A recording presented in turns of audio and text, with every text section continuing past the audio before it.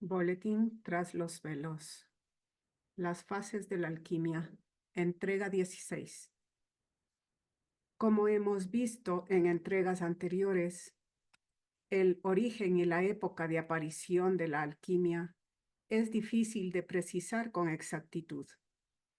Hay varios alquimistas en el transcurso de los siglos que han practicado y experimentado y han llegado a dar su vida por descubrir el proceso de esta gran obra.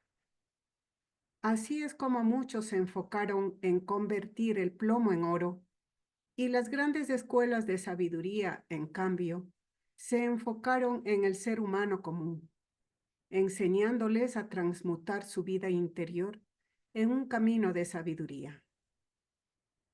Mientras esto se iba conociendo, los médicos y los farmacéuticos se interesaron en aprender de tal manera que poco a poco en el siglo XVIII se constituyó en ciencia y sirvió como base de la actual química, clasificando a los metales entre los elementos. Para este trabajo, los alquimistas tenían un proceso de transformación que según las escuelas alquímicas y el tiempo fueron cambiando de técnicas. Creo que el proceso más completo se relaciona con estas 4 fases que son nigredo, albedo, citrinitas y rubedo. Luego, en el siglo XV, en muchos escritores se dice que se comprimió las citrinitas en la rubedo, de tal manera que consideraron solamente 3 etapas. Se sabe que otros investigadores mencionan la aparición de una variedad de colores, siendo la más conocida la llamada cauda pavonis o cola de pavo real. Carl Gustav Jung rescató los principios de la alquimia, que llegó a ser un tema importante en su trabajo. Se interesó mucho por los símbolos o arquetipos.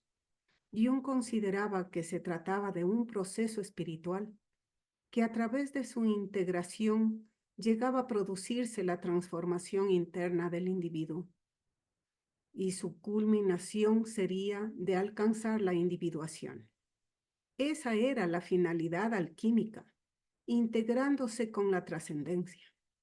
Uno de los procesos importantes que trabajaba y donde se producían los símbolos alquímicos eran los sueños, porque a través de ellos podían entender el proceso y el significado para trabajar de acuerdo con sus mensajes. En cada nivel o peldaño del proceso se aplica el principio alquímico disolve e coagula, disuelve y coagula, separa y une. Esto significa que la forma tiene que deshacerse cada vez para que vuelva a cobrar un nivel más alto de conciencia y una forma más pura. Además, se le atribuye la interpretación de un esquema arquetípico. Nigredo es la sombra, albedo es el ánima y animus, citrinitas es el arquetipo del anciano, anciana, sabio o sabia, y rubedo es el arquetipo del yo, que ha alcanzado la plenitud. Según el núcleo calobiótico y dentro del estudio del obraje, nuestro proceso se realiza en los 5 niveles iniciáticos. En cada uno de ellos vamos enfrentando, transmutando y sublimando cada experiencia dentro del proceso de realización y trascendencia. Este proceso es Iniciación 1. Identidad. En esta etapa formaremos una personalidad afirmada. Iniciación 2. Ingenuidad. Recuperamos la ingenuidad que hemos perdido y descubrimos que vivimos en un universo amigable. Iniciación 3. Intención.